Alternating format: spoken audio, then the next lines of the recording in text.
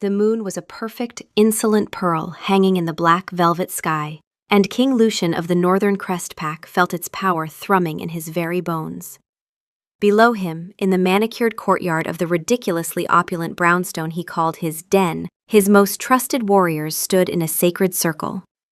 Their heads were thrown back, and a low, resonant chant filled the air, a harmony of growls and guttural hymns that spoke of blood and shadow and dominion. This was the rite of the blood moon, a ceremony so intimidating, so steeped in raw power, that rival packs kept a 5-mile radius for the entire night. The air crackled, the ground vibrated. A car alarm 2 blocks over went off in sheer terror. It was, by all accounts, a perfect display of primal authority. And then, a window screeched open in the adjacent, far more humble apartment building. "For the love of all that is holy, would you people knock it off?" A voice, female and frayed with exhaustion, yelled into the night. "Some of us have to be up in 6 hours to save people from their own bad decisions. It's 2 in the morning. Have you ever heard of a volume knob?" A stunned silence fell over the courtyard. The chanting stopped. 50 werewolves, each a killing machine in their own right, slowly turned their heads towards the source of the sacrilege. A figure was silhouetted in the window, a messy bun visible even from this distance. Lucian's beta, Darius, who was standing at his right hand, let out a low growl that promised swift and brutal retribution. "My king," he rumbled, his voice tight with fury. "Permit me to remove the tongue from that insolent whelp." The other wolves shifted, their muscles coiling. The air grew thick with murderous intent. They were about to witness a very public, very messy execution for the crime of disrespecting their alpha. Lucian held up a single elegant hand. The gesture was deceptively casual, but it stopped the tide of bloodlust cold. Every wolf froze, their snarls dying in their throats. Lucian's gaze was fixed on that window. His human mind was cataloging the sheer, suicidal audacity of the woman. His wolf, however, was having an entirely different reaction. It was a sensation he'd only read about in ancient texts, a feeling he'd long since dismissed as poetic nonsense. It felt like a lightning strike and a warm blanket all at once. It felt like coming home. "Mate," his wolf whispered in his mind, its voice, usually a snarling echo of his own authority, now sounding like a starstruck golden retriever. "She is our mate, the screamy one, with the attitude. We love her."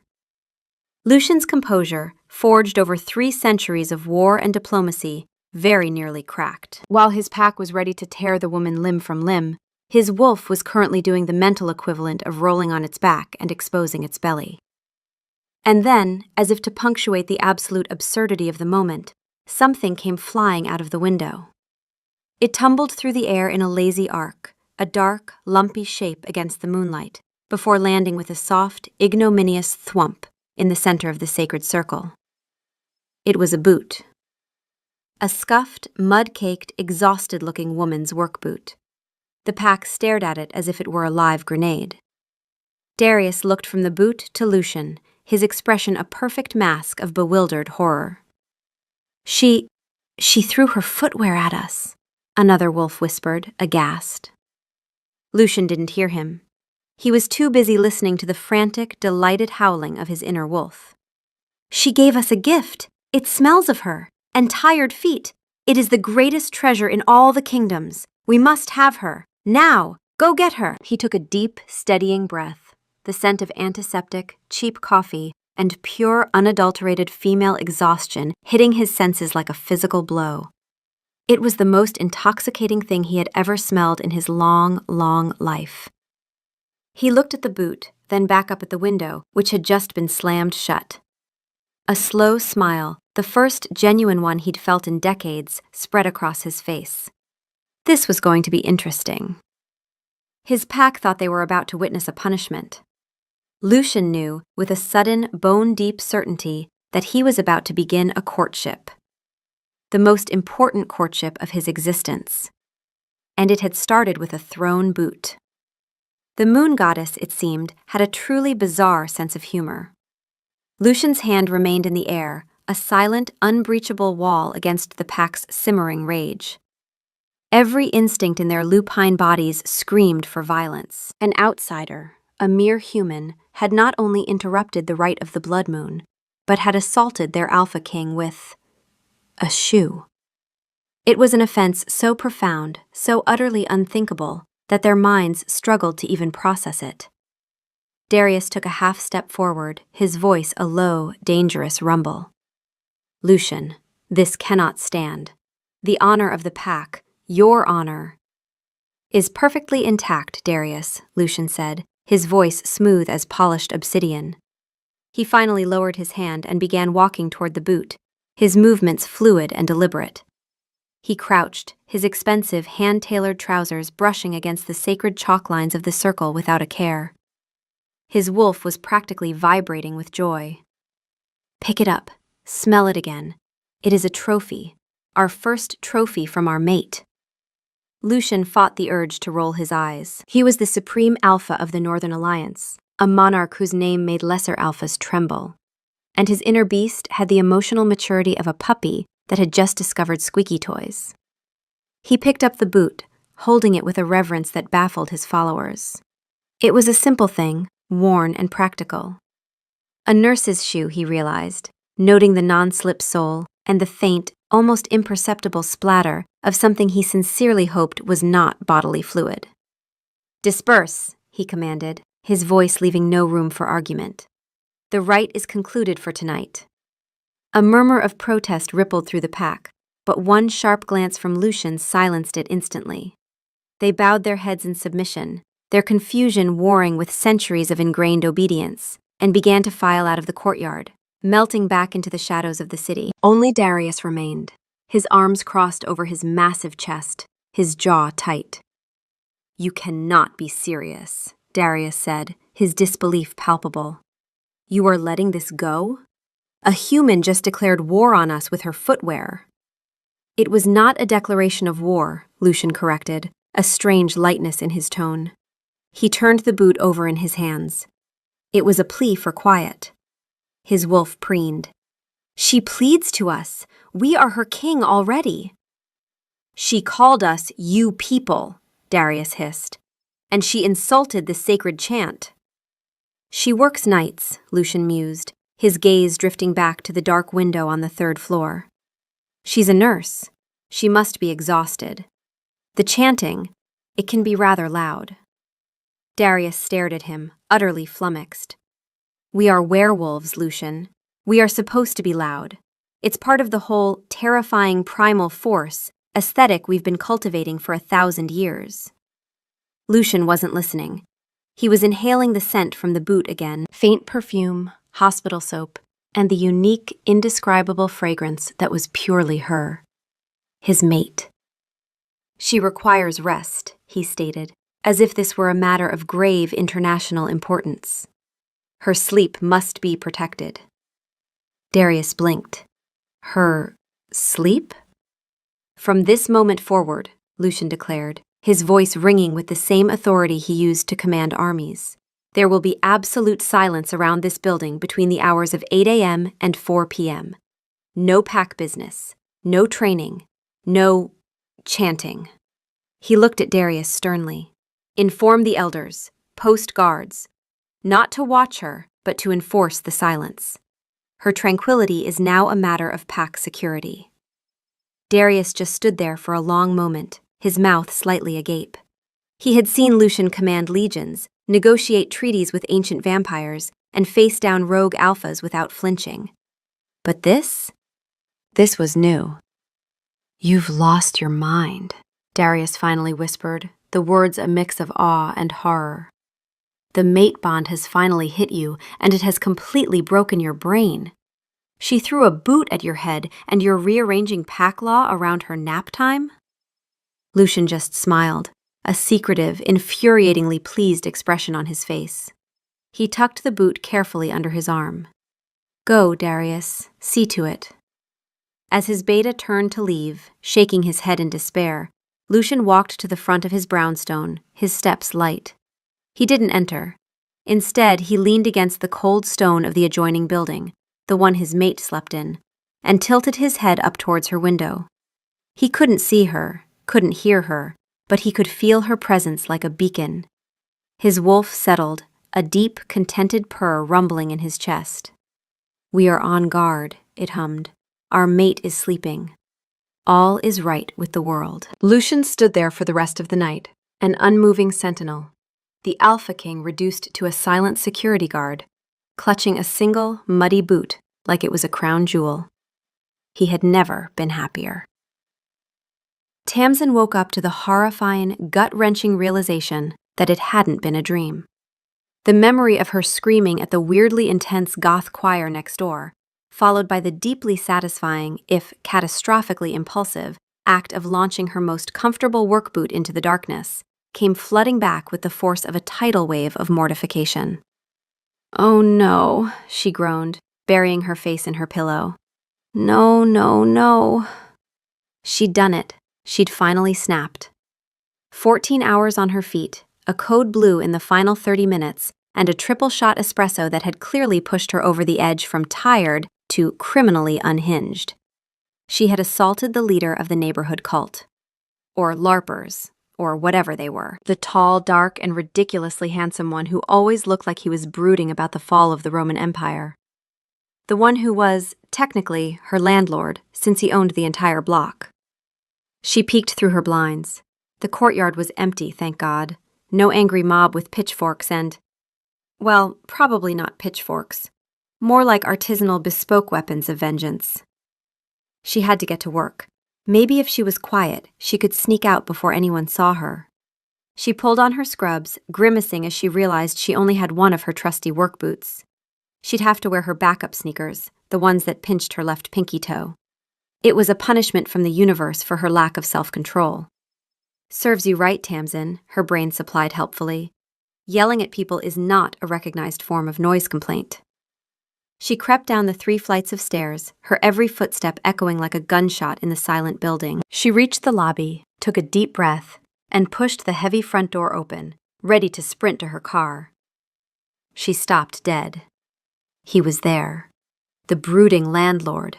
King Brood, as she and her best friend Chloe called him. He was just standing there, leaning against the brick wall, dressed in another impeccably tailored dark suit that probably cost more than her car. He looked like he hadn't moved all night. As she stepped out, his head snapped towards her, his eyes, an intense, startling shade of amber, locking onto hers. And for a fleeting, disorienting moment, Tamsin felt something shift inside her chest. Not her heart racing from fear, but something deeper, something that stirred and then settled, like an animal lifting its head before going back to sleep. She shook it off. Low blood sugar, probably. "Good morning," he said. His voice was a low baritone that seemed to vibrate in her bones. It was the same voice from the courtyard, but stripped of its commanding fury. Now it just sounded... nervous? Hi," Tamsin squeaked, clutching her tote bag like a shield. Her heart was hammering against her ribs. This was it. He was going to evict her. Or have her ritually sacrificed for her crimes against quiet hours. "I trust your slumber was... sufficient?" he asked, his phrasing stiff and formal, as if he were translating from another language. "It was fine," she lied, inching towards the sidewalk. "Look, about last night, I am so sorry. I was tired, and I'm not usually a boot thrower, I swear. It was a one-time thing. Please don't evict me." A strange expression crossed his face. It looked almost like... delight? "You will not be evicted," he said, his voice softening. "Your comfort is of the utmost importance." He took a step towards her and she flinched. He froze, a flicker of hurt in his eyes. "I merely wish to offer you a ride to your place of work, to ensure your safe passage." Tamsin stared at him. King Brood wanted to drive her to the hospital? "Oh, no thank you. I have my car. It's the beige one." She pointed vaguely at the dented sedan parked down the street. "But thank you for not evicting me." She practically ran to her car, fumbling with her keys. She could feel his eyes on her the entire time. As she pulled away from the curb, she glanced in her rearview mirror. A sleek black luxury car, the kind that probably had its own security detail, pulled out from behind her building and began following her, maintaining a precise, respectful distance of exactly 3 car lengths. Tamsin's knuckles went white on the steering wheel. Okay, so not evicted. Just being tailed by a handsome, potentially unhinged millionaire cult leader. This was definitely an improvement. Maybe. Later that day, Darius found Lucian staring out his office window, which overlooked the hospital parking lot. You followed her to work, Darius stated flatly. Lucian didn't turn. I was ensuring her safety. She drives a 20-year-old sedan, Lucian. The most danger she's in is from a faulty transmission, Darius sighed, rubbing his temples. The elders are in an uproar. Celine is threatening to challenge the human for your affection. The entire pack thinks you've been cursed with madness. Let them, Lucian said, his gaze fixed on the hospital entrance, waiting for a glimpse of a familiar figure in scrubs.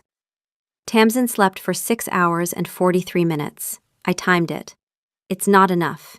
She needs more. And I am going to make sure she gets it. Darius just shook his head. The Alpha King was gone. In his place was this lovesick, sleep-obsessed lunatic. The Northern Crest Pack was doomed. Tamsin's life took a sharp turn into the bizarre. It started subtly. One evening, she came home from a grueling 12-hour shift to find a team of contractors in her hallway, installing thick, sound-dampening panels along the walls of her apartment. The foreman, a burly man named Gus, simply handed her a card. On it, embossed in elegant gold script, were 2 words, "For your tranquility." Below it was a single imperious initial, L. Tamsin stared at the new, ridiculously plush walls. Her apartment was now as soundproof as a recording studio. Her neighbors, a young couple with a penchant for loud arguments and even louder reconciliations, were now completely inaudible. It was wonderful and deeply unsettling. A few days later, she walked out to her car to find it wasn't there. A wave of panic seized her until she saw it parked a few spaces over, gleaming under the streetlights. It had been washed, waxed, and detailed to within an inch of its life. The persistent Cheeto dust in the passenger seat was gone. The faint, lingering scent of stale coffee had been replaced by something that smelled like new leather and quiet money. A small tag hung from the rearview mirror. A reliable vehicle is essential for a peaceful mind. L. She checked the tires. They were new, all 4 of them, the expensive kind. Tamsin leaned against the hood of her newly magnificent 1998 sedan and had a minor existential crisis. This had graduated from weirdly intense landlord to something else entirely. Mob boss. He had to be a mob boss. A very clean, very considerate mob boss who was laundering money by upgrading the lives of his tenants. It was the only explanation that made sense. Meanwhile, the pack's internal gossip network was operating at a fever pitch. The news that the king had not only spared the human, but was now actively renovating her life, spread faster than a forest fire. Celine, a statuesque she-wolf from a powerful bloodline who had considered herself Lucian's intended mate for the better part of a century, was incandescent with rage. She cornered Lucian in the library of his mansion, a room larger than Tamsin's entire apartment. "Lucian, what is the meaning of this?" she demanded, her voice a theatrical tremor. "You shame yourself. You shame the pack. Doting on this human. I am your equal. I am of the blood. She is a commoner who smells of bleach." Lucian didn't even look up from the architectural blueprints he was studying. They were for a state-of-the-art window installation, triple-paned with argon gas insulation. For Tamsin's apartment, of course. "Celine," he said, his voice flat and bored. "I am busy. Go bother someone else." "You would dismiss me for her?" Celine shrieked, clutching her chest. "After all we could have been? Our pups would have been gods!" "I have no interest in siring gods with you, Celine," he said, finally lifting his amber eyes to meet hers. They were cold, devoid of any emotion save for a deep, profound irritation. "Her name is Tamsin, and if you ever speak of her with disrespect again, I will personally escort you to the farthest, most desolate border of my territory and leave you there. Am I clear? Celine paled, the dramatic fury draining from her face, replaced by genuine fear. She nodded silently and fled the room. Lucian immediately returned to his blueprints. The window project was critical. A draft could disrupt deep REM sleep. Tamsin finally decided enough was enough. She marched over to his brownstone, her heart pounding a nervous rhythm against her ribs, and hammered on the massive oak door. It was opened not by King Brood, but by another impossibly large and handsome man who looked at her with an expression of weary resignation. It was Darius. He's in the garden, Darius said, before she could even speak, and gestured her through the palatial foyer. She found Lucian standing over a patch of freshly tilled earth, looking intently at a small lavender plant. He looked up as she approached, a smudge of dirt on his cheek. For a second, he looked almost normal. A gust of wind carried the scent of the lavender toward her, and beneath it, something else. His scent, earthy and electric, like pine needles and an approaching storm. The stirring in her chest returned, stronger this time, a low hum she couldn't explain. Her nostrils flared involuntarily, drinking it in. She caught herself and frowned. Since when did she go around sniffing people? Okay, you, she said, planting her hands on her hips. We need to talk. Who are you? Are you the mafia? Because if you are, you need to know I'm a terrible money launderer. I can't even balance my own checkbook. Lucian straightened up, a look of utter confusion on his face. The mafia? The soundproofing, the car, the lavender? She pointed at the plant. What is going on? Why are you so obsessed with my apartment and my car and my general state of tranquility? He took a step closer, his expression turning serious, his amber eyes searching hers. It is difficult to explain. He seemed to be wrestling with his words. My inner self, my soul, if you will, it has a very strong affinity for you.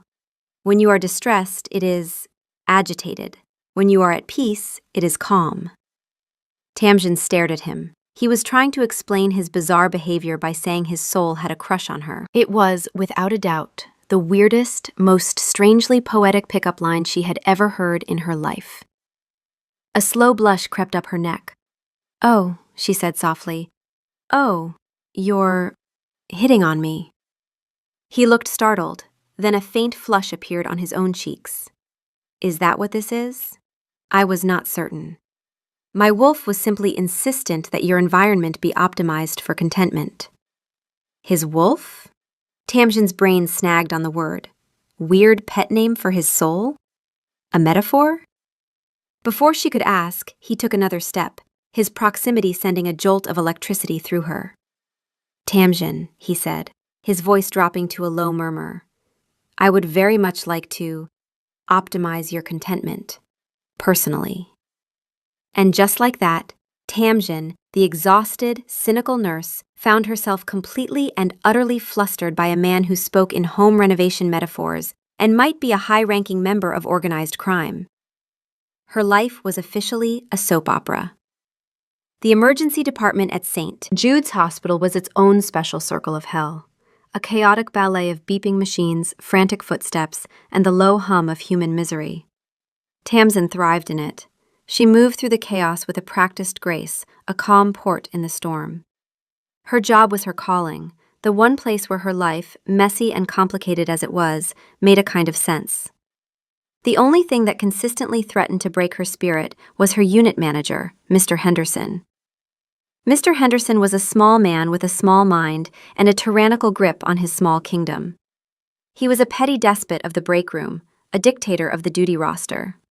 He stood barely 5'5", but he cast a long, miserable shadow over the entire nursing staff. Sinclair, he barked, his voice sharp enough to cut glass. Tamsin, who was titrating a critical cardiac drip, didn't flinch. Yes, Mr. Henderson? She replied, her eyes never leaving the monitor. You were 2 minutes late clocking in, he snapped, holding up a tablet as if it were a stone commandment. That's the 3rd time this month. This kind of flagrant disregard for hospital policy is unacceptable. It will be noted in your permanent record. Tamsin finally looked at him. I was here until 2 a.m. last night, Mr. Henderson. I covered a double because Maria's kid was sick. I saved the hospital the cost of an agency nurse and probably prevented Mr. Gable in room 304 from coding. But by all means, let's focus on the 120 seconds I was late this morning.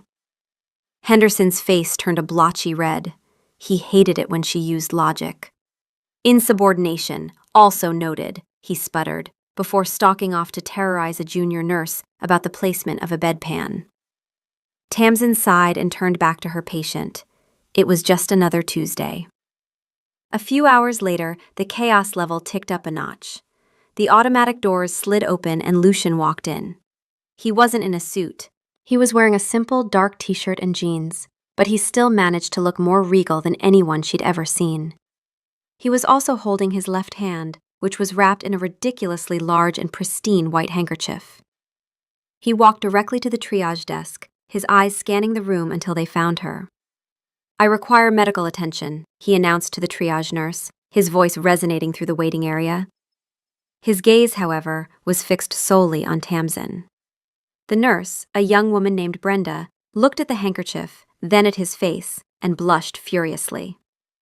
Of course, sir. What seems to be the problem? I have sustained a grievous wound, he said, with the gravity of a dying soldier on a battlefield. Tamsin walked over, a sense of deep foreboding settling over her.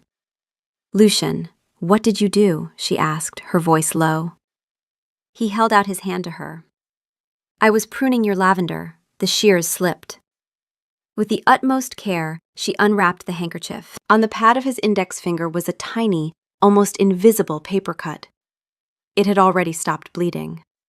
Tamsin stared at the microscopic injury, then up at his deadly serious face. You came to the emergency room for this? She whispered, incredulous. It was an opportunity to see you, he admitted, his voice a low rumble just for her. And to ensure your work environment was satisfactory. Before she could respond, Mr. Henderson chose that exact moment to reappear. He stomped over to them, his face a mask of fury. Sinclair, what is this? Are you fraternizing in the triage bay? And you, he turned on Lucian. This is an emergency room, not a social club. If you're not dying, take a seat and wait your turn like everyone else. A low growl, deep and predatory, vibrated in Lucian's chest. It was a sound that didn't belong in a hospital, a sound that promised violence and death. Tamsin saw his eyes, his beautiful amber eyes, flash with an inner light, turning a bright molten gold for a split second. Henderson, oblivious, puffed out his chest. Did you just growl at me? The air around them grew heavy, charged with a palpable menace. Lucian's entire posture had shifted. He was no longer the awkward, poetic landlord. He was something ancient and lethal. I need you to sit down, Tamsin said, her voice firm but quiet, placing a hand on his arm. The muscle beneath her fingers was like granite. Now, you are scaring the patients. And me. Lucian looked from Henderson's sneering face to her pleading one. The battle within him was visible. The gold in his eyes receded, replaced by the familiar amber, now turbulent with emotion. He allowed her to lead him to a chair in the waiting room, his movements stiff with contained rage. As she walked away to get a Band-Aid for his imaginary wound, he watched Henderson berate another nurse. A new resolve, cold and absolute, settled over him. His mission was no longer simply to protect her sleep. His wolf was in full agreement. Its earlier puppyish delight replaced by a chilling, singular focus. The little man makes our mate unhappy, it snarled in his mind. He is an obstacle. We will not guard her sleep. We will remove the things that disturb it. Permanently. Lucian sat in the uncomfortable plastic chair of the waiting room, a king plotting an overthrow, and decided, with absolute certainty, that he was going to buy this hospital. And then he was going to fire that tiny, angry man into the sun. The next morning, Lucian convened a meeting with the PAC's financial council. This was not the council of elders, who dealt in tradition and ritual. but a sleek, modern team of wolves who moved billions of dollars through global markets with predatory skill. They were accustomed to hostile takeovers of corporations, acquisitions of shipping empires, and the subtle manipulation of currency markets. They were not, however, accustomed to what their king said next. "I wish to purchase a hospital," Lucian announced, his tone leaving no room for discussion. He was seated at the head of a massive mahogany table, his fingers steepled. The head of the council, a silver-furred wolf named Marcus, blinked slowly. "A hospital, Your Majesty? Forgive me, but our portfolio is rather light on healthcare. Is there a particular strategic advantage you see in St. Jude's General?" "The strategic advantage," Lucian said, his eyes glinting, "is that it employs a unit manager named Henderson, who is a petty tyrant. I find his management style displeasing.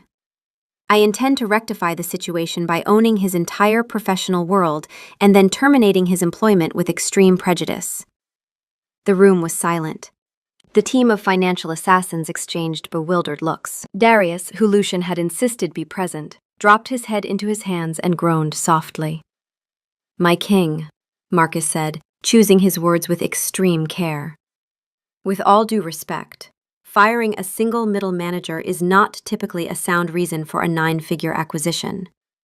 Perhaps we could explore other avenues? A generous severance package? An anonymous tip to the board about his conduct?" "No," Lucian said, the single word ringing with absolute finality. "I want the hospital. I want to walk into his office as his ultimate superior and inform him that his services are no longer required. The look on his face will be my return on investment." He leaned forward. "Make it happen, make it fast, and make it hostile. And Marcus," he added, his voice dropping to a low, deliberate command, "not a word of the new ownership reaches hospital staff until I say so. Not a memo, not a press release, not a whisper. The transition documents are to be sealed under a holding company. When the time comes, I want to deliver the news personally." Marcus nodded. The Financial Council understood discretion. They had buried entire corporations under layers of shell companies before breakfast. Hiding a single hospital acquisition from its own staff would be child's play. The corporate battle was swift and brutal. Lucian's team descended on St. Jude's parent company like a pack of wolves on a wounded deer, which, metaphorically, they were.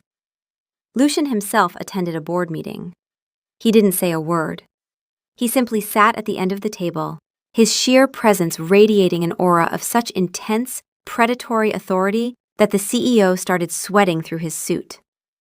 When one shareholder tried to argue against the buyout, Lucian met his gaze, allowed his eyes to flash gold for a fraction of a second, and the man immediately agreed to sell his shares at a loss.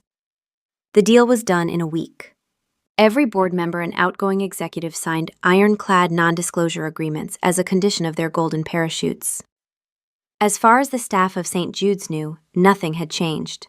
The wolves owned the henhouse, and the hens had no idea. Back at the hospital, Tamsin was blissfully unaware that she was the catalyst for a corporate bloodbath. She only knew that the atmosphere at work had become even more toxic. Rumors of a mysterious new owner were flying, and Mr. Henderson was spiraling. He had become a paranoid terror, convinced someone was out to get him. And he had decided that someone was Tamsin. "Sinclair," he'd shout across the nurses' station, "did you rearrange the supply closet? Is this your attempt to undermine my organizational system?" Tamsin would just sigh. "No, Mr. Henderson, I was saving a man's life. The supply closet will have to wait." Her life had become a strange paradox. At work, she was being hounded by a paranoid gnome. At home, she was being courted by a potential mob boss who communicated through home improvement projects and lavender planting. She found herself looking forward to the quiet, weird peace of her soundproof department more and more. She was even starting to miss the sight of King Brood lurking around. At least his brand of insanity felt protective. Little did she know just how protective it was about to get. The quiet from Lucian's end was deafening. After the incident at the hospital and their strange, charged conversation in his garden, he had vanished. No more lurking, no more unsolicited upgrades to her life. Her car remained blessedly clean, her apartment blissfully silent, but the absence of his intense, hovering presence left a void she was surprised to feel.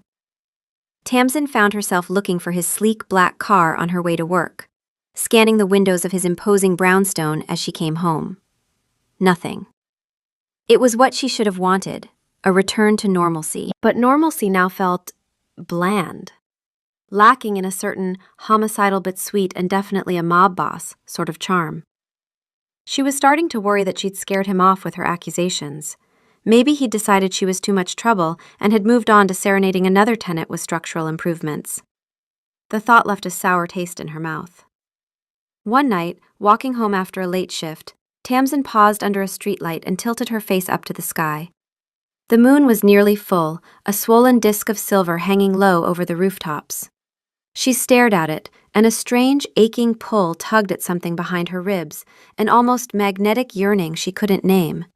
Her skin prickled with goosebumps that had nothing to do with the cold. For a wild, irrational second, she wanted to open her mouth and howl. The impulse was so visceral, so completely out of character, that she actually laughed out loud at herself, a sharp, nervous bark of a sound. "Get it together, Sinclair," she muttered, shoving her hands in her pockets. "You're not a wolf. You're a tired woman with a vitamin D deficiency." She walked on, but the pull followed her all the way home, a quiet hum in her blood that wouldn't settle. The breaking point came on a Thursday. Tamsin was walking home, bone-weary and mentally replaying a difficult conversation with the patient's family, when a figure stepped out of the shadows of a neighboring building. It was a woman, tall and impossibly beautiful, with a mane of silver blonde hair and eyes the color of a winter sky. She was dressed in clothes that screamed money and disdain. It was Celine. "You," the woman said, her voice dripping with contempt. Tamsin blinked. "Do I know you?" "You are the human," Celine sneered, circling her like a predator. "The little nurse who has bewitched him. I don't know what spell you've cast, but it ends now." Tamsin held up her hands. "Whoa, okay. Lady, I think you have the wrong person. I haven't bewitched anyone. My most powerful spell is getting a vending machine to accept a crumpled dollar bill." Celine laughed, a sharp, ugly sound. "You play coy, but I see it. He has marked you with his scent. You reek of him." She took a step closer, her face contorting in a snarl. "He is Lucian, the Alpha King, the ruler of all packs in this territory. And you are a nobody, a fleeting distraction. He belongs to his people, to his destiny, to me." To emphasize her point, her features began to shift. Her canines elongated into sharp fangs, her nails thickened into black claws, and her eyes began to glow with a faint, menacing light. Tamsin's brain short-circuited. It was like every rational, scientific corner of her mind simultaneously blue-screened. The chanting, the growling, the gold eyes, the talk of his wolf. It wasn't a metaphor. It wasn't a cult. It was real. Werewolves were real. And her weird, intense, sleep-obsessed landlord wasn't just a rich eccentric. He was their king. The world tilted on its axis, nausea rolling through her. This wasn't a quirky romantic comedy she'd stumbled into. This was a supernatural horror film, and she was the oblivious girl who gets eaten in the first act. "Stay away from him," Celine hissed, her voice now a guttural growl. "He will tire of you, he always does. But I am forever."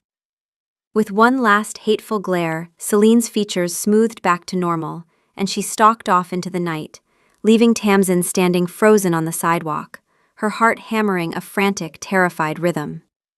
She stumbled back to her apartment building, her key shaking in her hand. As she reached the lobby, the main doors opened and Lucian walked in. He was back in a suit, looking powerful and preoccupied, but his face lit up when he saw her. "Tamsin, I was just—" He stopped, his smile fading as he took in her pale face and wide, terrified eyes. He took a step closer, his own scent, pine and ozone, and something uniquely him, washing over her. The scent Celine had mentioned. "What is it? What's wrong?" "You're a what?" she whispered, the words barely audible. She said, "Your eyes. A king." The puzzle pieces, as insane as they were, clicked into place. He saw the dawning, horrified realization on her face. The blood drained from his. This was not how he had wanted to tell her. "Tamsin, let me explain." "Explain what?" she choked out, taking a step back. "That my landlord is a mythical creature? That I've been living next to a pack of werewolves? That the reason you were growling at my boss is because you're literally part wolf?" The hysteria was rising in her voice. This was too much. It was all too much. "I'm a nurse," she said, her voice breaking. "I deal in science and symptoms and double shifts. I can't do this. I can't be part of whatever this is." He reached for her, his expression wrecked with pain. "Tamsin, please." "No," she said, shaking her head, backing away until she hit the stairs. "Just leave me alone. Please. Just leave me alone." She turned and fled up the stairs, not stopping until she was inside her apartment, the deadbolt slammed home. She slid down the door, her body trembling uncontrollably. For the first time, the silence in her soundproofed apartment didn't feel peaceful. It felt like a tomb. Her humor, her sarcasm, her armor, it was all gone, shattered by a truth too monstrous to comprehend. She was just a girl, scared and alone, and she had just pushed away the only person, the only monster, who had ever made her feel safe. Lucian stood frozen in the lobby, the echo of her receding footsteps a physical blow. "Leave me alone." The words were a stake through his heart. He had faced down armies and stared into the eyes of ancient evils without flinching, but the raw, undiluted fear in Tamsin's eyes had broken him. He had seen her tired, annoyed, and sarcastic. He had never seen her truly afraid. And he was the cause. His wolf, which had been celebrating the successful hospital acquisition, was now whimpering in his mind, a pathetic, heartbroken sound. "She is scared of us," it cried. "Our mate is scared." He had wanted to build a world for her, a sanctuary of peace and contentment. Instead, he had brought the monster to her door and terrified her. He honored her request. With a will of iron that felt like it was tearing him apart, he turned and walked out of the building, leaving her to the silence she had demanded. But outside, his grief hardened into something colder. Celine. The scent of her rage was still faint on the air near the sidewalk, mingled with the acrid chemical tang of a partial shift. She had revealed herself to a human, to his mate. She had violated the most fundamental law of the pack, the veil, and she had done it to terrorize a woman under his protection. His wolf stopped whimpering. Its sorrow curdled into something ancient and merciless. "We trusted her to obey," it snarled. "She chose defiance. She chose to hurt what is ours." He pulled out his phone and called Darius. Celine approached Tamsin tonight. She partially shifted in front of her, on a public street. The silence on the other end of the line was absolute. When Darius spoke, all traces of his usual sardonic humor were gone. "That is a veil breach. That is an automatic tribunal." "No tribunal," Lucian said, his voice flat as a blade. "I warned her once. I told her what would happen. Invoke the exile right. She is to be at the eastern border of the territory by dawn. No escort, no provisions, no pack protection. If she is found within my borders after sunrise, the sentinels have my permission to treat her as a rogue." It was the harshest sentence short of death. To be stripped of pack bonds, of the psychic warmth of the collective, and cast into the wilderness alone. For a wolf, it was a fate many considered worse than execution. Darius didn't argue. "It will be done, my king." The line went dead. Lucian stood in the cold night air, looking up at Tamsin's dark window. He had lost her tonight, but he would make certain that the creature who had caused it would never come near her again. The next few days were agony, for both of them. Lucian threw himself into the final stages of the hospital transition with a cold, ruthless efficiency. He stalked the halls of his new acquisition, his presence a thundercloud of misery that sent doctors and administrators scattering. Darius found him one night in his office, staring at a single, muddy boot that sat on his desk like a holy relic. For once, Darius's voice was gentle, devoid of its usual sardonic edge. You did as she asked. You gave her space. And for what it's worth, Celine crossed the eastern border before dawn. She went quietly. I think your warning finally sank in, about 3 months too late. Lucian nodded once, a grim acknowledgement. And it is killing me, he admitted, his voice raw. He finally looked at his beta, his amber eyes dull with pain. I love her, Darius. I saw my entire future in the moment she yelled at me from her window. And I have ruined it. You haven't ruined it, Darius said firmly. You've just hit the part of the story where everything is terrible. It happens. You're an ancient, all-powerful wolf king. She's a human who thought you were a mobster. There were bound to be some cultural misunderstandings. Lucian didn't seem to hear him. He was lost in his own despair. Meanwhile, Tamsin was living in a world that had lost its color. She went to work. She came home. She ate, or at least moved food around on a plate. But the spark was gone. The quiet of her apartment was no longer a comfort. It was a constant, screaming reminder of his absence. Every creak in the hallway made her heart leap with a desperate hope that was instantly crushed. She missed him. She missed his ridiculous, overbearing, lavender-planting, car-detailing, hospital-buying self. She missed the intensity in his eyes, and the way he said her name like it was a prayer. The fear was still there, a cold knot in her stomach, but a new feeling was growing alongside it, a profound, aching loneliness. And there was something else, something she couldn't explain. Her senses had sharpened. She could smell the rain coming a full hour before the clouds rolled in. She heard her neighbor's cat padding across the floor 2 apartments over, soft as a whisper. One morning, she reached for her coffee mug, and the ceramic handle cracked clean off in her grip. She stared at the broken piece in her hand, her heart thudding. She was a nurse. She knew what the human body could and couldn't do. This wasn't normal. She finally broke down and called Chloe, her best friend and fellow nurse. She spilled everything: the boot, the soundproofing, the mob boss theory, the werewolf king revelation, all of it. Chloe was silent on the other end of the line for a long, long time. Let me get this straight, Chloe finally said, her voice dangerously calm. A man who is an immortal werewolf king, who is also your landlord, and who is, by your own admission, stupidly handsome, has fallen in love with you at first boot throw?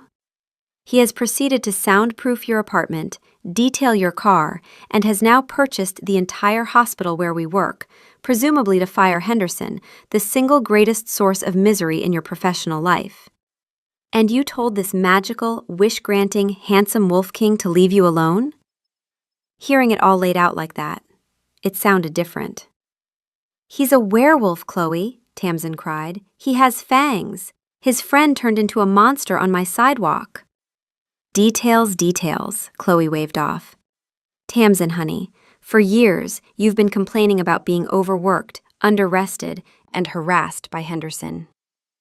And the universe sends you a literal prince of darkness with a fixation on your well-being and the resources to fix all your problems. And you're complaining? What did you want? A guy who works in IT and forgets your birthday? Tamsin was silent. He bought a hospital for you, Tam, Chloe said, her voice softening. That's not monster behavior. That's the most insane, over-the-top romantic gesture in the history of the world. Are you scared? Of course you are. It's insane. But is it bad? I don't think so. The call ended, leaving Tamsin with a head full of conflicting emotions. Chloe was right. Beneath the supernatural insanity, his actions hadn't been monstrous. They had been devoted.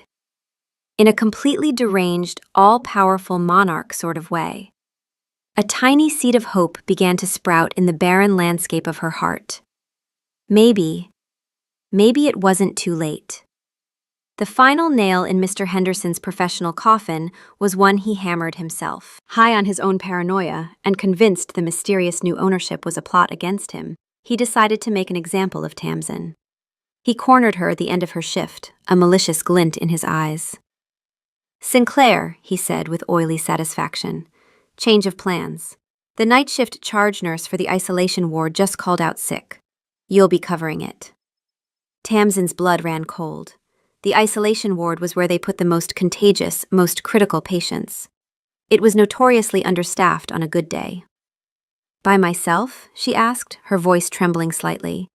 "The protocol requires at least 2 nurses for that patient load." "A good nurse can adapt," Henderson sneered. "Consider it a chance to prove your commitment. Or you can refuse, and I'll have your license reviewed for insubordination during a staffing crisis." It was a trap. A dangerous, unethical, and potentially deadly trap. But she had no choice. With a heavy heart, she turned toward the ward, her mind racing, trying to triage the impending disaster. The situation was bad. A new, virulent strain of influenza was running rampant, and the isolation ward was at capacity. She was responsible for 12 critically ill patients, alone. It was an impossible task. She was overwhelmed, stretched thin, and for the first time in her career, genuinely scared she was going to make a mistake that would cost someone their life. Just as her panic reached a crescendo, the double doors to the main hallway burst open. Lucian stood there, flanked by Darius. He wasn't in a suit or casual clothes. He was wearing what could only be described as his king attire, a tailored black coat that fell to his knees, radiating an aura of absolute power. He looked like a god of judgment descending upon the mortal realm. His eyes, burning with a cold, golden fire, scanned the chaotic ward and found her. His expression, which had been one of pure fury, softened for a fraction of a second as he took in her exhausted, terrified face. Then his gaze swept the room and landed on Mr. Henderson, who was just emerging from his office. The temperature in the hallway dropped 20 degrees. "Mr. Henderson," Lucian said. His voice was quiet, but it cut through the din of the hospital like a razor. Every nurse, every doctor, every conscious patient turned to look. Henderson, seeing the man from the triage bay now dressed like a monarch and flanked by a man the size of a mountain, was momentarily stunned. "Who do you think you are?" Henderson blustered, trying to regain his footing. "You can't just storm in here. I'm the unit manager." "You were the unit manager," Lucian corrected, taking a slow, deliberate step forward. The staff instinctively flattened themselves against the walls to give him a wide berth. "As of 30 seconds ago, your employment at this hospital, which I own, is terminated." Henderson's jaw dropped. You own?" He looked around wildly, seeking confirmation. The director of nursing, who had followed Lucian in and who had been briefed on the ownership change only that morning under strict confidentiality, gave a small, terrified nod. "You endangered my staff," Lucian continued, his voice lethally calm. "You created a hazardous work environment, and you threatened the well-being of the single most important person in this building." He was standing in front of Henderson now, towering over him. Henderson shrank back, true fear finally dawning in his beady eyes. But then Lucian did something no one expected. He turned away from the cowering manager and looked directly at Tamsin. His entire demeanor shifted. The Alpha King vanished, and in his place was just a man, vulnerable and desperate. "Tamsin," he said, his voice now loud enough for the entire floor to hear, but intended only for her. "I bought this hospital for you. I know it's insane. I know I'm insane. But your boss was a tyrant, and you deserve to work without fear. You deserve to sleep without being woken up by idiots howling at the moon." A few nurses gasped. He took another step towards her, his heart in his eyes. "I can't sleep when you can't sleep. I can't think when you're in distress." "My wolf," he said, a wry, self-deprecating smile touching his lips, "has been doing frantic, lovesick backflips in my head since the moment you threw a boot at me. It was the most majestic thing I'd ever seen." Laughter rippled through the assembled staff. I know you're scared. I know this is all too much. But I am hopelessly, irrevocably in love with you. And if you'll have me, I will spend the rest of my very long life ensuring your tranquility. It was awkward. It was ridiculous. It was a public declaration of love in the middle of a hospital hallway delivered by a werewolf king. And it was the most honest, beautiful thing Tamsin had ever heard. The tears she'd been holding back finally fell, but this time they weren't tears of fear or exhaustion.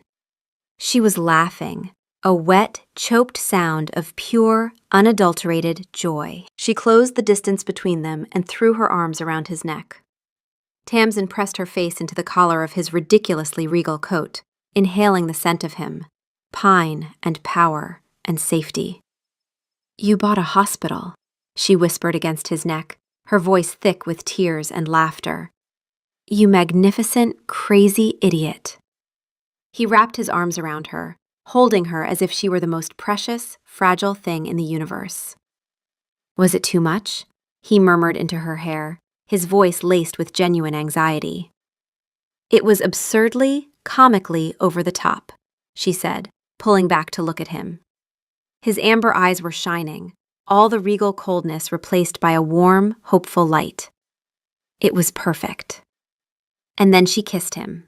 Right there, in the middle of the isolation ward hallway, in front of a fired Mr. Henderson, a smug-looking Darius, and half the hospital staff, Tamsin kissed her werewolf king. It wasn't interrupted.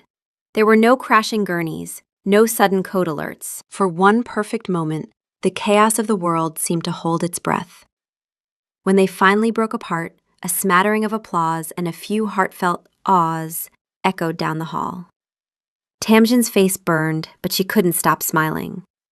The aftermath was an adjustment. Mr. Henderson was escorted from the premises, clutching a cardboard box of his personal effects and muttering about lawsuits. The hospital staff now treated Tamsin with a reverence usually reserved for visiting neurosurgeons or free pizza. Nurses would part for her in the hallways.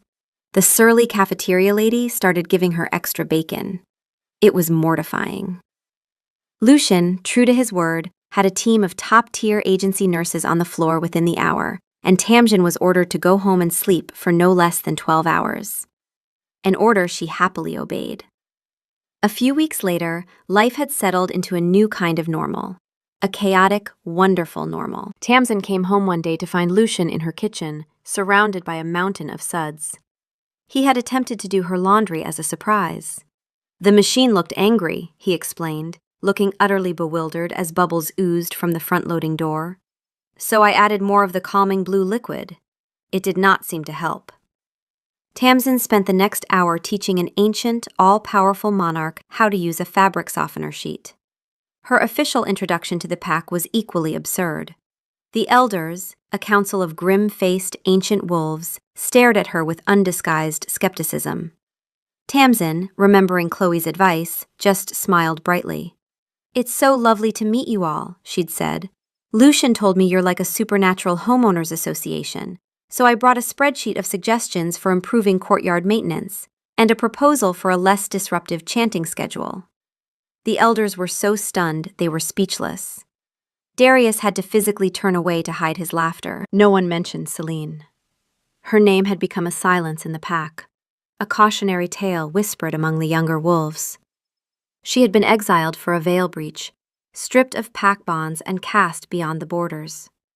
The elders, who might have quietly sympathized with her cause, found their objections evaporating when they learned she had partially shifted on a public sidewalk to terrorize a human.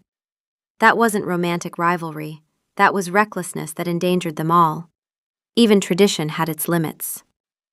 The king was happy, truly, deeply happy. And no one, not even the most traditional elder, could argue with that.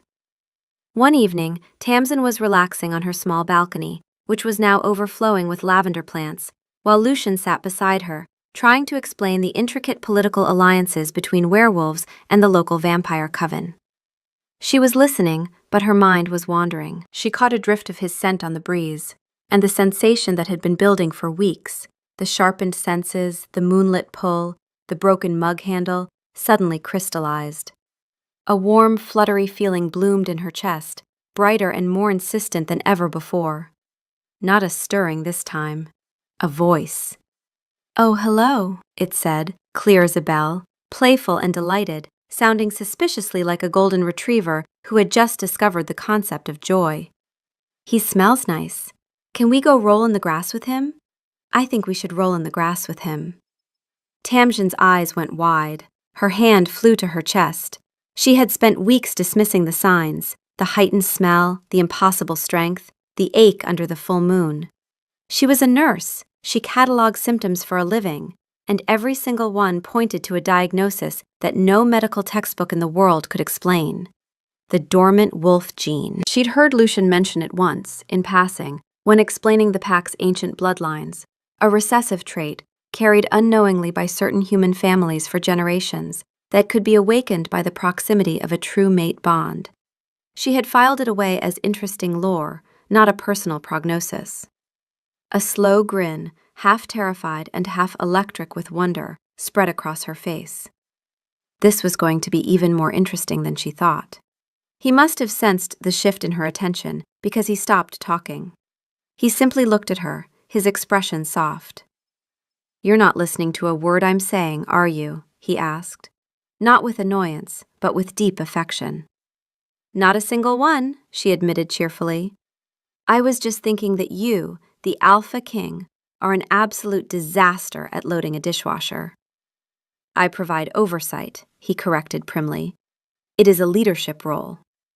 "Right," she said, leaning her head on his shoulder. She paused, then added quietly, "Lucian, I think I broke a mug with my bare hands last week, and I could hear the neighbor's cat through 2 walls this morning. And just now, something in my head asked me if we could go roll in the grass." She felt him go very, very still. Then his arm tightened around her, and a sound rumbled from his chest. Not a growl, but a purr, deep and resonant and overflowing with a joy so vast it seemed to vibrate the lavender around them. His wolf, she knew, was doing backflips again. "Well," he said, his voice thick with emotion he was clearly struggling to contain. That is very good news." "Is it?" she asked, tilting her head to look at him. His eyes were shining, golden at the edges. "It is the best news I have received in 300 years, he said simply. She laughed, a sound that startled even her with its warmth. "Good, because whatever is happening, I'm going to need a lot of help. And probably a chew toy." He kissed the top of her head, and they sat in comfortable silence as the sun set over the city. The world was still crazy, her life was still chaotic, and she was in love with a man whose inner animal had just been described to her as a celestial beast of righteous fury. But her own inner animal, apparently, just wanted to play fetch. They were a mess, but they were each other's mess. And as the moon began to rise, casting a silvery glow over her kingdom of lavender, Tamsin knew, with a certainty that settled deep in her bones, deeper now, in a place that hummed and stretched and wagged, that she was finally home.